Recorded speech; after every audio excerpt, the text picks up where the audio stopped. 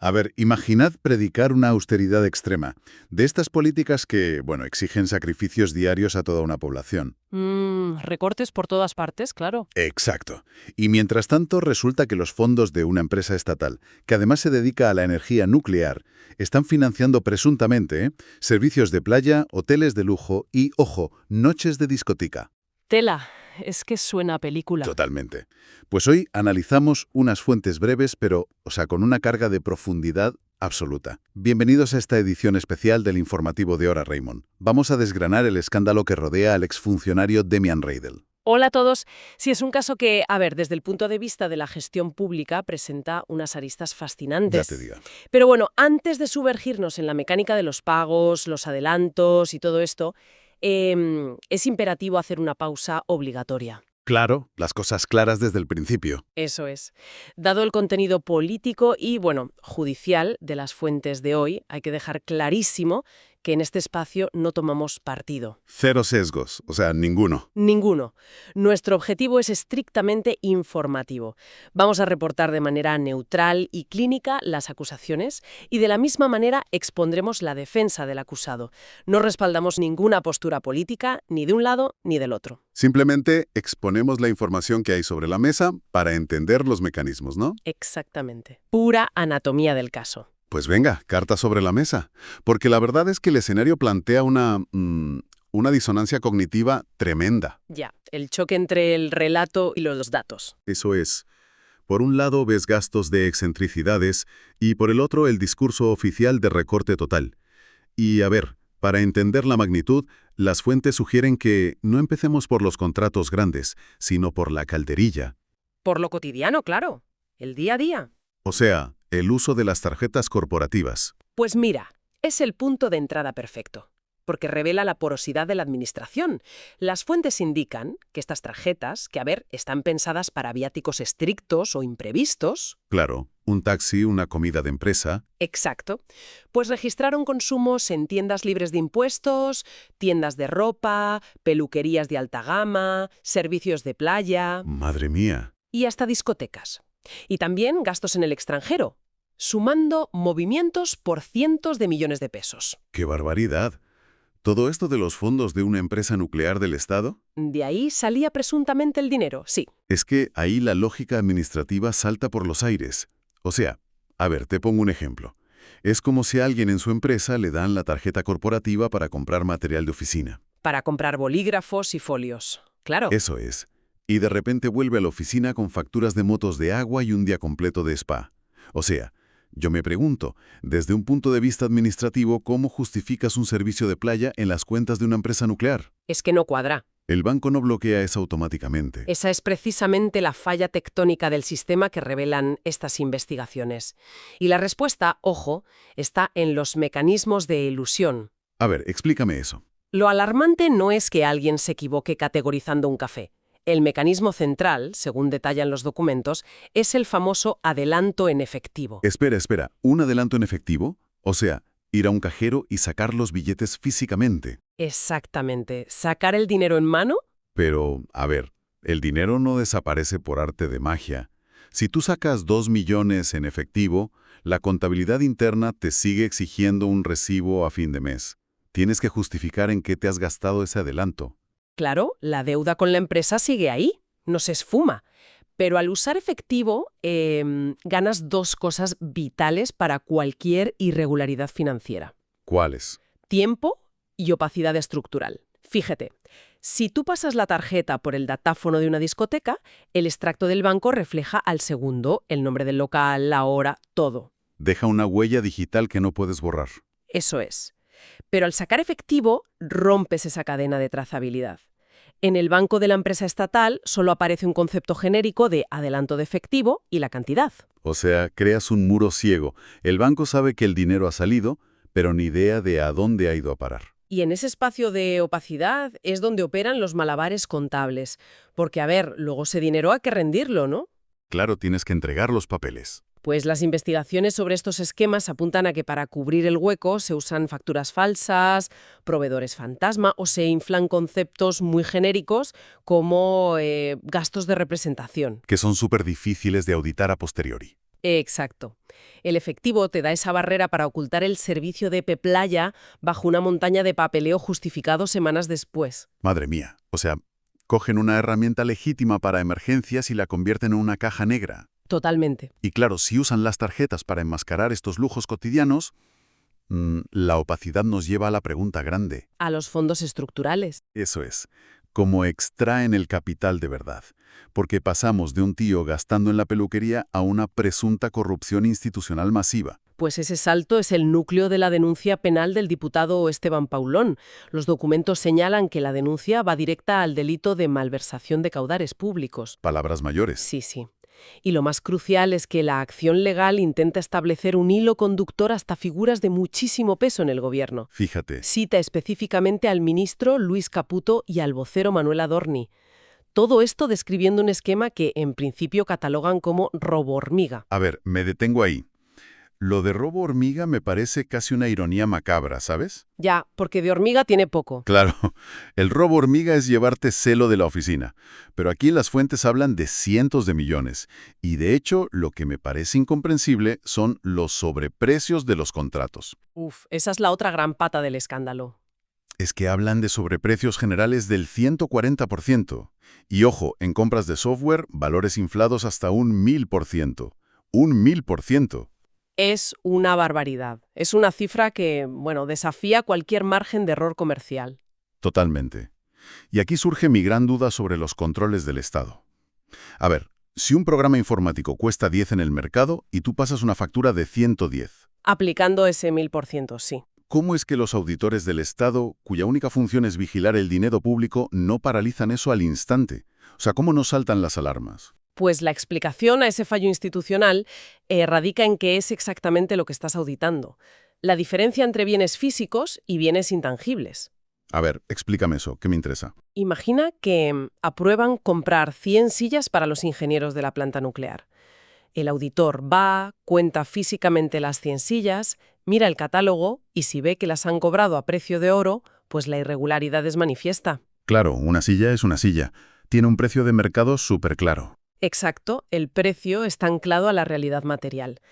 Pero el software es un bien intangible. Las facturas no dicen simplemente licencia de ordenador. ¿Qué dicen entonces? Dicen cosas como arquitectura de bases de datos a medida o protocolos de encriptación para infraestructuras críticas. Cosas súper complejas. Ya, te meten una jerga técnica incomprensible. Eso es. El auditor se encuentra con un expediente lleno de diagramas y códigos. Para un contable estándar, tasar el valor real de un software nuclear a medida es prácticamente imposible si no contrata peritos informáticos de élite. O sea, se aprovechan de una asimetría de información brutal. Totalmente. Es como escribir la cifra que te dé la gana en un cheque y justificarlo en un idioma que el del banco no habla. Esa es la metáfora perfecta. Según las fuentes, inflar contratos de bienes intangibles es el vehículo favorito para extraer capital masivo. Con un par de líneas de código justifican la salida de millones. ¡Qué locura! Y aquí, ojo, porque las fuentes conectan dos puntos cruciales, aunque bueno, sin establecer causalidad legal definitiva todavía. ¿Qué dos puntos? Por un lado, la aprobación de este software inflado en un 1000%, y por el otro, la cancelación de deudas personales millonarias en tiempo récord por parte de los involucrados. Ah, amigo. O sea, el dinero hace un viaje de ida y vuelta. Ese suele ser el patrón. El Estado aprueba el contrato inflado, el proveedor externo cobra esa millonada y luego una parte de ese excedente vuelve por canales financieros oscuros hacia el funcionario que facilitó el trato. Y con ese retorno pues se saldan deudas gigantescas de la noche a la mañana. Así lo señalan las fuentes, ¿sí? Lo cual le da todo el sentido a la denuncia de Paulón, porque si este esquema informático requiere saltarse tantos controles, técnicos y legales, no lo puede hacer un empleado de recursos humanos por su cuenta. Imposible. ¿Se necesita más poder? Exacta. Requiere la autorización implícita o que miren para otro lado los altos mandos. Y por eso la onda expansiva llega a nombres como Caputo y Adorni. Claro, es un intento jurídico de responsabilizar a toda la cadena de mando, ¿eh? Y bueno, precisamente porque la acusación es tan vasta, el rigor nos obliga a mirar la respuesta de la otra parte. Obligatorio. ¿Qué dice la defensa? Pues hay que analizar el descargo del principal señalado, Demian Reidel, y ver cómo impacta todo esto en el relato del gobierno. Las fuentes recogen su defensa y mira, es absolutamente frontal. Lo niega todo. Categóricamente. Niega cualquier uso de fondos públicos para gastos personales, desestima lo de las tarjetas, los viajes, los sobreprecios, dice que todo opera bajo una mala fe absoluta. O sea, ni un matiz. Rechazo total. Rechazo total y absoluto del relato acusatorio. Lo cual, a ver, plantea un choque frontal entre la auditoría y su versión, que se tendrá que resolver en los tribunales. Con pruebas periciales, lógicamente. Eso es. Pero más allá de lo judicial, las fuentes dan un dato político que eleva muchísimo la temperatura. Reidel no es un don nadie en la administración. No es un funcionario técnico cualquiera. No. Se le sitúa en el círculo de confianza más íntimo del presidente Javier Milei. Y además arrastra un historial reciente complicado, porque ya había presentado su renuncia en febrero en medio de sospechas similares. Y ese contexto transforma una presunta corrupción corporativa en una crisis narrativa brutal. Porque, a ver, el gobierno actual ha construido su identidad entera sobre la promesa de la austeridad absoluta. El símbolo de la motosierra. Exacto. La exigencia diaria a la ciudadanía de que asuma restricciones drásticas porque, dicen que no hay plata. Es el núcleo de su legitimidad, sí. Para visualizar el impacto, a ver, es como si el nutricionista más estricto del mundo, ese que te prohíbe hasta mirar el pan y te exige un esfuerzo titánico por tu bien. Ya sé por dónde vas. Pues le pillan a escondidas en la despensa comiéndose un pastel de chocolate entero. O sea, el problema principal ya no son las calorías del pastel. No, es que te rompe la confianza en el método. Exacto. Es la hipocresía. Entonces, la pregunta clave desde el análisis político es: ¿el daño real para el gobierno viene del dinero en sí, de esos millones perdidos, o viene de la percepción de hipocresía que cala en la gente? Pues esa es la lectura central de estas fuentes. En política, a veces el símbolo pesa más que la economía. El discurso de austeridad no es solo para cuadrar cuentas. Funciona como un contrato social. Pides a la población un sacrificio colectivo. Eso es. Pides que acepten recortes en su calidad de vida, confiando en que los que administran dan ejemplo de forma súper escrupulosa. Claro, cuando pides a la gente que se apriete el cinturón, la ejemplaridad en la cúpula ya no es opcional. Es supervivencia política pura y dura. Completamente.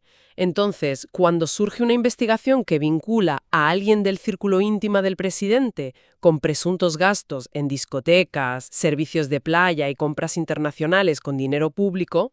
Y el acusado solo dice que es mala fe absoluta. Exacto. Pues la tensión narrativa se vuelve insostenible. Puedes intentar ganar la batalla en los tribunales, pero el Tribunal de la Opinión Pública castiga muchísimo la disonancia. El mensaje que recibe el ciudadano es devastador, sinceramente. Claro, si la gente asume recortes en servicios básicos, mientras la cúpula presuntamente tira de tarjetas sin control y aprueba software inflado en un 1000%, la base moral del recorte se evapora. Se desmorona todo el relato. Y como Reidel es tan cercano al poder, no pueden aislar el caso diciendo que es una manzana podrida. Se percibe como un fallo de todo el ecosistema. Por eso las fuentes le dan tanta relevancia. Porque hace tambalear la credibilidad entera. Bueno, el recorrido analítico de hoy es intenso, ¿eh? Revela mucho de las profundidades de la administración. Sí, es un viaje por las cloacas contables. Total. Por recapitular un poco este especial de Hora Raymond, empezamos viendo las grietas cotidianas, gastos presuntamente opacos en lujo y ocio, camuflados sacando efectivo con tarjetas del Estado. El primer escalón, sí. De ahí pasamos a cómo se escala eso, usando la complejidad del software para inflar contratos un 1000% y generar canales de extracción masiva. Y terminamos viendo cómo todo esto choca frontalmente contra el discurso oficial de austeridad frente a la negación rotunda del acusado. Es una síntesis perfecta, sí. Pero bueno, antes de irnos, creo que cruzar todos estos datos nos deja una última reflexión flotando en el aire. A ver, cuéntame. Es algo que va más allá de Demian Reidel o de la agenda de gobierno actual, y que plantea dudas muy severas sobre la propia arquitectura del Estado. ¿Hacia dónde apuntas exactamente? Pensemos fríamente en los hechos. Estamos hablando de una empresa de energía nuclear. Por definición técnica, una institución así debería tener los protocolos de seguridad y auditoría más paranoicos y estrictos posibles. O sea, si hay un sitio donde cada céntimo tiene que estar vigilado con lupa, es en una instalación nuclear. Exactamente. Entonces, si en un entorno tan crítico documentamos presuntas fisuras tan enormes como para sacar fajos de billetes del cajero sin que salten las alarmas o aprobar contratos inflados 10 veces su valor... Te entiendo. ¿Qué nivel de garantías tenemos en los otros ministerios y secretarías del Estado, donde los focos mediáticos no apuntan con tanta intensidad? Es una pregunta que sacude los cimientos. Sugiere que esto no es un error informático, sino una característica del propio sistema. Esa es la verdadera cuestión de fondo. Y da igual qué partido esté en el poder, ¿eh? Sea la izquierda, el centro o los de la motosierra. Claro. La pregunta es, ¿esto es culpa de la perversidad individual de 4 personas que se saltan la norma? ¿O estamos ante un diseño institucional laberíntico que, deliberadamente, mantiene zonas de sombra para que el dinero público fluya hacia intereses privados sin dejar rastro? Una incógnita súper inquietante, la verdad. Nos obliga a replantearnos qué significa realmente la transparencia. Es la definición perfecta de la burocracia, donde la falta de control parece ser el mecanismo estándar y no un accidente. Así es. Seguiremos muy de cerca las investigaciones judiciales. A ver si logran iluminar estas sombras sistémicas, sí. Muchísimas gracias por acompañarnos en este análisis exhaustivo de las fuentes. Nos reencontramos en la próxima edición. Yeah, Raymond, ¿estamos ready? En el torrente digital, soy el faro en la tempestad. Con la estética retrofuturista traigo la cruda verdad. Es hora, Raymond, la noticia al instante.